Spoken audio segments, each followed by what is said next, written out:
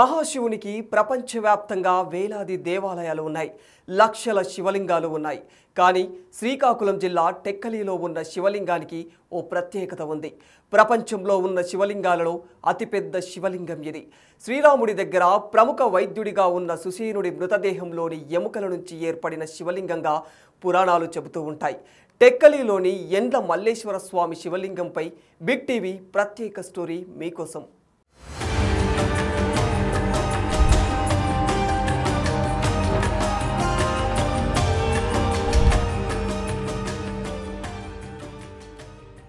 త్రేతాయుగమునందు లంకలో రావణాసుర సంహారం అనంతరం సీతాలక్ష్మణ సమేతుడైన శ్రీరామచంద్రుడు ఆంజనేయ సహిత పరివారతో పుష్పక విమానముపై అయోధ్య నగరానికి ప్రయాణము అయ్యారు.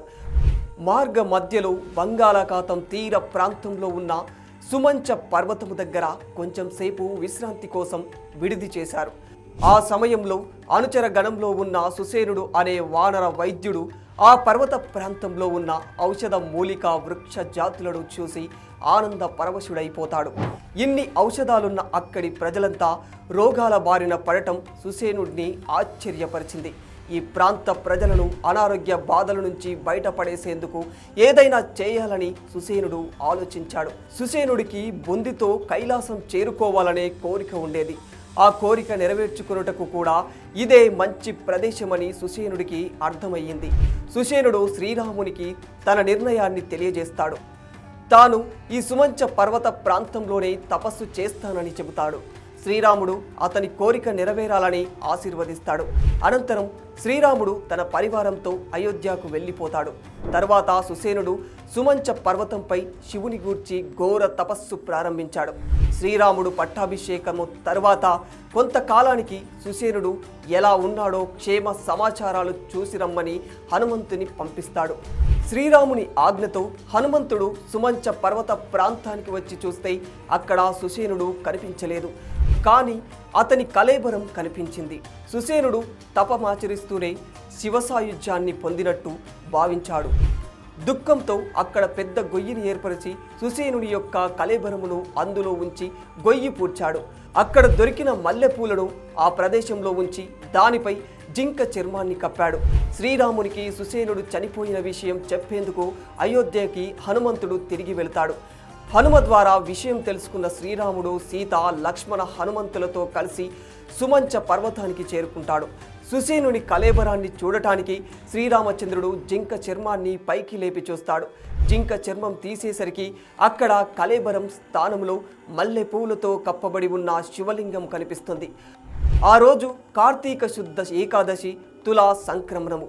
ఆ శుభ ముహూర్తములో శ్రీరాముడు సీతా లక్ష్మణ సమేతుడై ఆ శివలింగము క్రమంగా పెరుగుతూ ఆ ప్రాంతంలో ఔషధ మూలికల సువాసనలతో కూడిన గాలి శివలింగాన్ని తాకి ప్రచండ పవనాలుగా మారి వీచినంత మేర అందరికీ అనారోగ్యాలు మొత్తంగా తుడిచిపెట్టుకుపోయినట్లు తెలుస్తోంది. ఆ ప్రాంతంలో ఒక రకమైన శక్తి తేజస్సు రావడం గమనిస్తారు. శ్రీరాముడు ఈ శివలింగానికి గుడి కట్టాలని అనుకున్నాడు. కానీ శివలింగం పెరుగుతుండటంతో ఆలోచన విరమిస్తాడు. అప్పటి నుంచి ఈ శివలింగము పెరిగి పెరిగి మహాలింగముగా ఆవిర్భవించింది. మల్లెపూలతో పూజింపబడి జింక చర్మం కప్పబడి ఉన్నప్పుడు వెలసిన స్వామి కనుక మల్లికార్జున స్వామిగా రాముల వారు నామకరణం చేస్తారు. తరువాత సీతారాములు ఒక రాతిపై కూర్చొని విశ్రాంతి తీసుకుంటుండగా సీతాదేవి పాదాలు రాతికి అతుక్కుపోయాయి. అప్పుడు రాముల వారు తన చేతి స్పర్శతో ఆ పాదాలని విడదీశారు. దీనికి కారణము ఏమని సీత శ్రీరాముడిని అడిగింది. ఈ క్షేత్రము రాబోయే యుగాలలో ప్రసిద్ధ క్షేత్రముగా విరజిల్లునని రాముల వారు సీతమ్మకి చెప్పారు. ఇప్పటికీ ఆలయానికి ఎదురుగా రామచండి అనే పేరుతో సీతాదేవి పాదముద్రలు భక్తుల పూజలు అందుకుంటున్నాయి. ద్వాపర యుగంలో అజ్ఞాతవాసం చేస్తూ పాండవులు ఇక్కడికి వచ్చారు. పాండవ మధ్యముడైన అర్జునుడు ఇక్కడి స్వామివారి కోసం తపస్సు చేశాడు. స్వామివారు ప్రత్యక్షమై వరము కోరుకోమనగా, స్వామి నీ పేరు వెనక నా పేరు ఉంచి కలియుగములో మన ఇద్దరి పేరుతో ఈ క్షేత్రము ప్రసిద్ధి చెందాలని వరము కోరుకుంటాడు. అప్పటి నుండి పేరు మారి మల్లికార్జునుడిగా ప్రఖ్యాతిగాంచాడు. టెక్కలి రాజావారు రఘునాథ బృందావన హరిశ్చందన జగద్దేవ్ దేవాలయమును క్రీస్తు శకం 1824లో నిర్మాణానికి పూనుకున్నారు. కానీ ఆలయ నిర్మాణం ప్రారంభించిన తర్వాత గోడలు ఎప్పటికప్పుడు కూలిపోవడం జరిగింది. తరువాత ఒకరోజు స్వామివారు రాజావారికి కలలో ఒక దివ్య రూపములో కనిపించారు. రాజా, నేను దేవ వైద్యుడైన సుసేనుని తపో ఫలితముగా వెలిశాను. నాపై సోకిన గాలి ప్రజలకి సోకి ఆరోగ్యవంతులు అవ్వాలని అతని కోరిక కావున నాపై సోకిన గాలితో ప్రజలు ఆరోగ్యవంతులు అవుతారు. కావున ఆలయ నిర్మాణము వద్దని ఎండల మల్లికార్జున స్వామి అనే నామకరణముతో స్థిరపడతానని తెలిపాడు.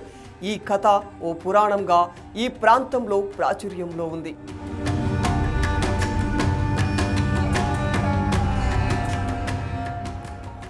అప్పటి నుంచి రాజావారి నిర్దేశం ప్రకారం ఆచార వ్యవహారాలతో తర్లా వంశీకుల చేత నేటికి 18 తరాలుగా స్వామివారి సేవలు నిర్వహించబడుతూ ఉన్నాయి. తర్వాత 1929వ సంవత్సరంలో దేవాదాయ ధర్మాదాయ శాఖ పరిధిలో ఈ ఆలయము చేర్చబడింది. సీతాకుండములో స్నానం చేసి భక్తులతో స్వామివారికి అభిషేకము చేసిన వారికి దీర్ఘకాలిక వ్యాధులు, చర్మ వ్యాధులు మరియు సంతానలేమి వంటి దోషములు, సర్వ వ్యాధులు నివారించబడతాయని భక్తుల విశ్వాసం.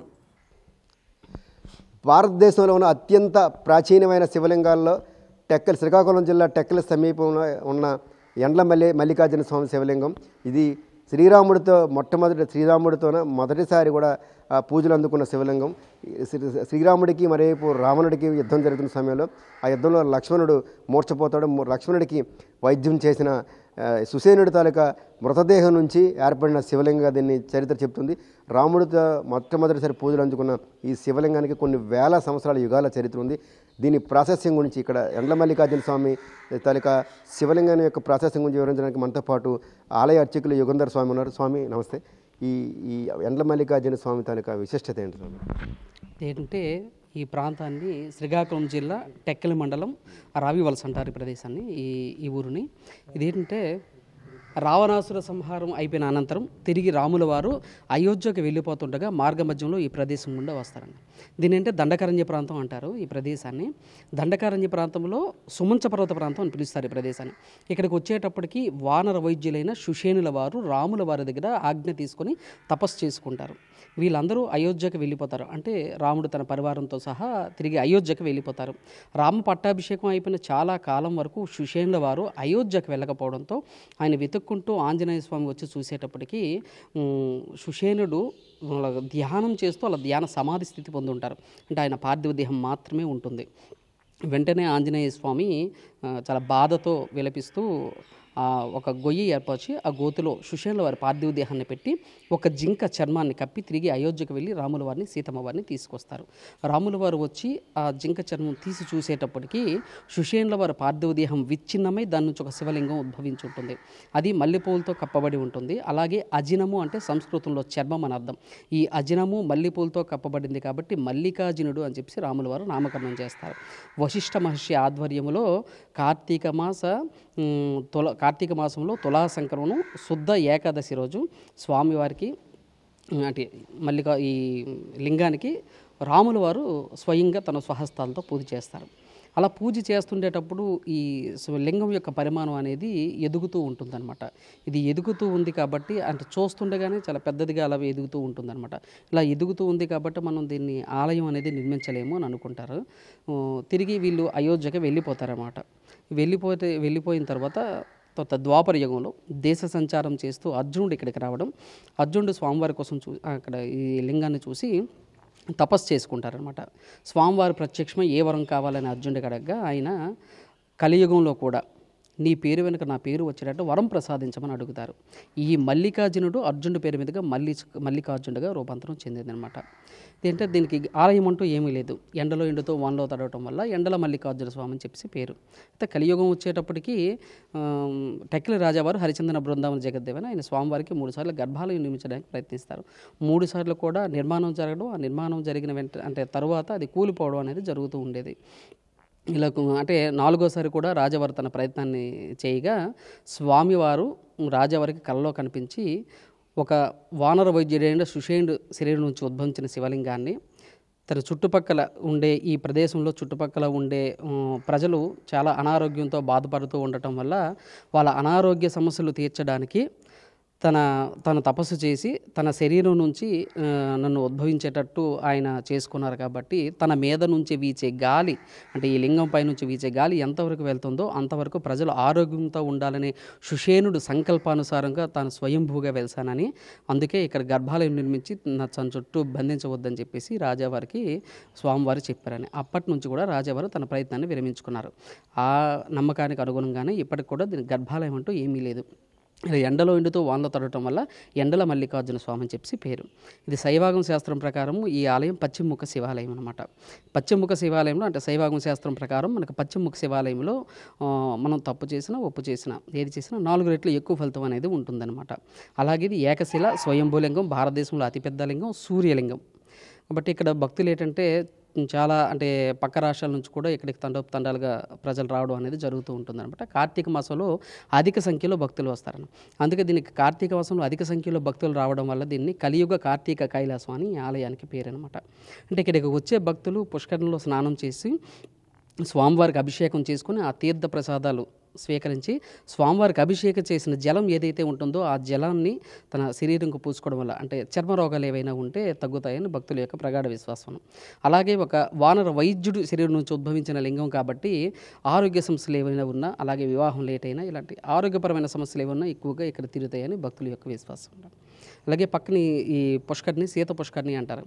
అంటే త్రేతాయుగంలో ఇదంతా ఆలయం అంతా కూడాను ఒక పర్వత ప్రాంతం అవ్వడం వల్ల చుట్టూ జలం ఏమీ ఉండదు. శ్రీరామచంద్రుడు మొదటిసారికి ఇక్కడ స్వామివారికి పూజ చేయాలని ఒక సంకల్పం చేసుకునేటప్పుడు వాళ్ళు స్నానం కోసం ఎక్కడ జలం లేకపోతే ఆంజనేయుడు తన పాదఘాతంతో ఏర్పరచిన కుండం అనమాట. ఇందులో మొదటిసారిగా సీతాదేవి స్నానం చేయడం వల్ల దాన్ని సీతకుండం అలాగే సీత పుష్కరిణి అంటారనమాట. ఎప్పటికి కూడా పుష్కర జలాలు అంటే ఏ నదికి పుష్కరం వచ్చినా సరే ఆ పుష్కర జలాలు అనేది ఈ కోనేరులో కలపడం అలాగే ఆ పవిత్ర జలాలతో స్వామివారికి అభిషేకం చేయడం అనేది జరుగుతూ ఉంటుంది.